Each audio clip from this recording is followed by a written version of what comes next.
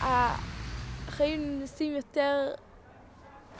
הרבה יותר כואבים, והרבה יותר אתה סוחב עם עצמך איזשהו מעמסה שכואבת, שאתה יודע שהיה צריך להיות פה מישהו מסוים והוא לא פה, וזה כואב, זה מעמסה מאוד כואבת שאתה ככה סוחב איתה יום-יום, אתה קם בבוקר עם אותו הרגשה של מלכי ומיכל נרצחו.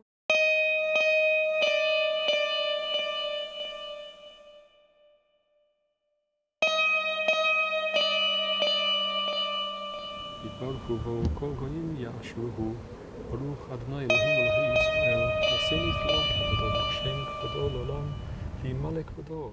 Malki was 15 years old when she was murdered. She was full of life, a perfectly lovely child, the oldest of our 4 daughters. Malki's buried here beside her very close friend Michal. Michal was her inseparable companion as well as her neighbour, our neighbour.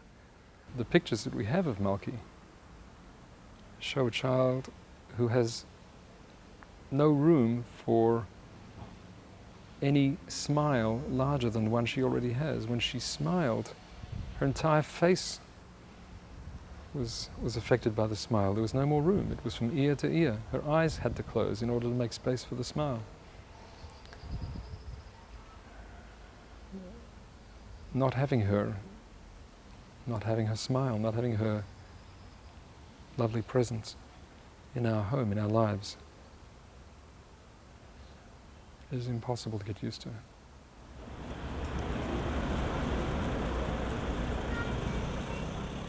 On the day that was their last day on earth, they spent the entire day together.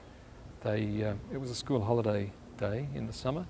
They got up early in the morning and went walking to the other side of Ramot, where we live, on the north side of Jerusalem, to decorate the bedroom of a girl who was coming back the next day from the United States, to decorate it, to give her a warm welcome.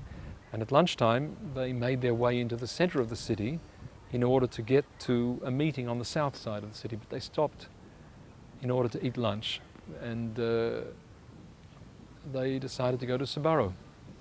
The girls were standing at the counter when the young man from Hamas, with a guitar case on his back, walked into the restaurant and walked right up next to them, and probably they didn't even see him when he exploded the guitar case and killed 15 people, wounded 130,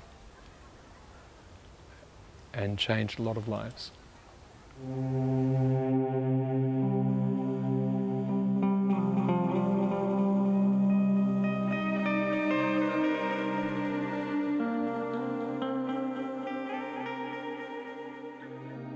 We made Aliyah from Australia in 1988 because we wanted to raise our children in Israel. There was certainly no reason for us to leave Australia, certainly not in the conventional sense. We had a wonderful life and every opportunity, but it was always clear to both my wife and me that when our children would be raised, we wanted to raise them in Israel. And if Israel, then in Yerushalayim. So we actually moved to this neighborhood, to Ramot, and have been there from the very first day that we came to Israel, which is now over 18 years.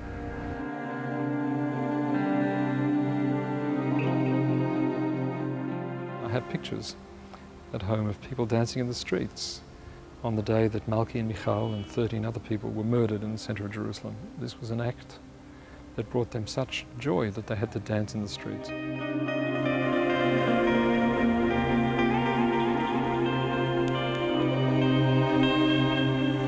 Jerusalem is one of the most interesting places in the world. There's so much going on here. It's a fractious, noisy city, but also a very beautiful city, a city where there's action all the time. Not in the traditional sense, it's not non-stop action like the discotheques of Tel Aviv, like the beaches of Tel Aviv, but it's a city with so much going on here, so many interesting stories to tell. Jerusalem is a city that's been plagued by the close proximity of very large numbers of barbarians. It's not my view that every Arab is a murderer. I've never subscribed to that view. I don't believe it, and it's surely not true. But there's simply no doubt that Palestinian Arab society has developed a sickening, unholy alliance with the murderers in its midst. And the leadership of that society has a great deal to give account for to the rest of us.